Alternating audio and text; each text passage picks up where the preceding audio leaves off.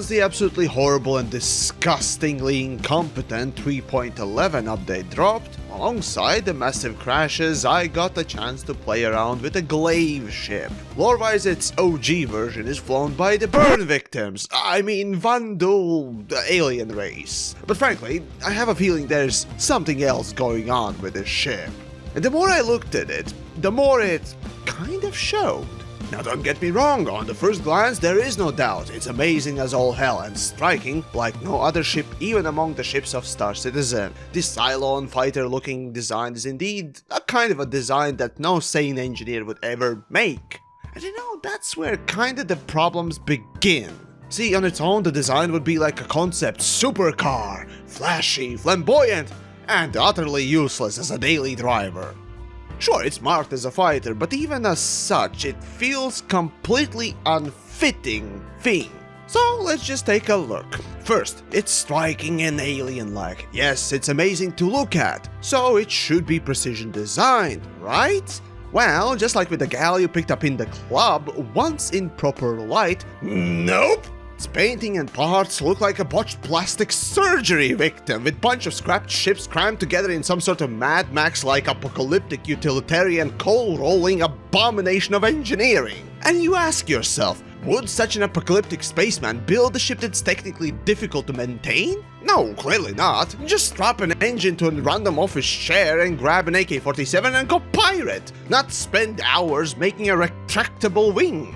Flap, flap, flap, flap, flap, flap, flap, flap, flap, flap. And speaking of the wings, they double as the big cannons. Well, okay, that's undoubtedly cool. The shooting makes you feel like you're unleashing a howitzer at the poor target that happened to raise your ire.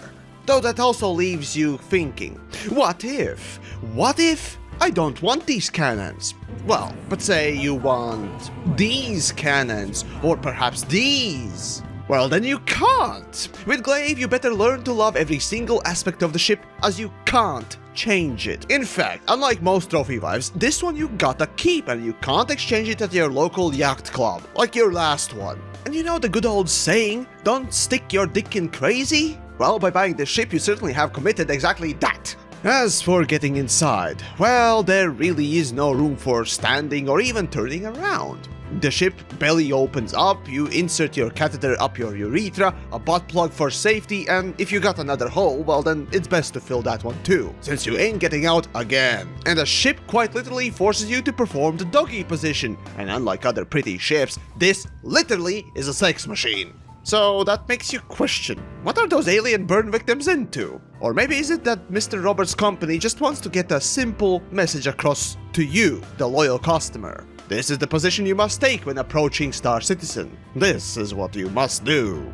But seriously, I'm surprised that they made it and you can't do the box mission in this ship. That's like the best gameplay, isn't it? But as for the performance of the ship, well, I noticed one thing. The max speed of this version was 1000 meters a second, yet on the website it's listed as 1200. And that's kind of odd, and that it wouldn't fit. It must be something wrong with the alpha version, or maybe, as the fanboys say, I need to delete the user folder or something. I must have been using it wrong, right?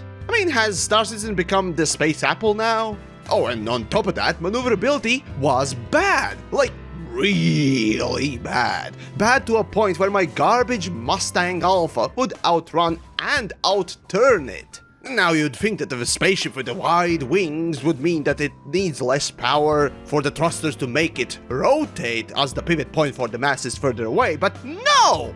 I was shocked how slow it turned, and wondered if, like in Elite Dangerous, I had selected wrong pips or something, but no! It's just that bad! No exchangeable weapons, no maneuverability, barely moving, and what's more, the wing flappy thingies. They are fakes! They do nothing! So indeed, this ship is a trophy wife.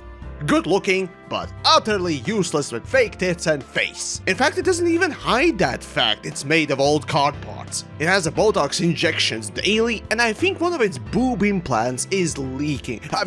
One of its cannons is faulty. But the biggest gotcha of the ship is not even the looks or performance. How big of a sucker you are! This ship This ship costs $350. That's right, $350. And best part is, at least right now, you can't even buy it. It's just why? I mean, you have to be a world-class fanboy to have bought into this, truly. It literally has every hallmark that the fanboy would like. An edgy look, a useless feature, and completely unusable performance. And best of all, fan service. At this point, I always tell people that, it's better to pledge to my Patreon, which you can find linked down below. But if you ever consider this as a buying option, there is literally nothing I can say to change your mind. We have to literally go back to elementary school to relearn basics of how to human. And at this point, you know what? The name for the ship is perfect as a fanboy's dream. Yep, that's it. That's about it. My job's done here. Fucking $350. You know how much other wonderful things you could buy for that? And you choose this.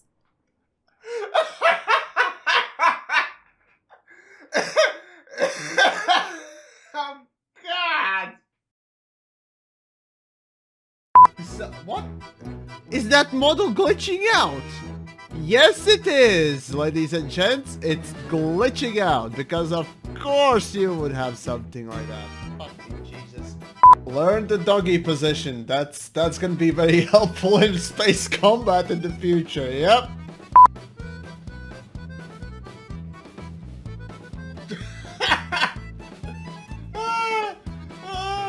God damn it. Okay, fine. I took the advantage. Why not? Fine. Hey, you got the chance to look at the butts. You might as well examine how much pulleys this thing has. I mean, this one does look like it has a lot, but hey, maybe Star Citizen will deliver better butts soon. Oh no.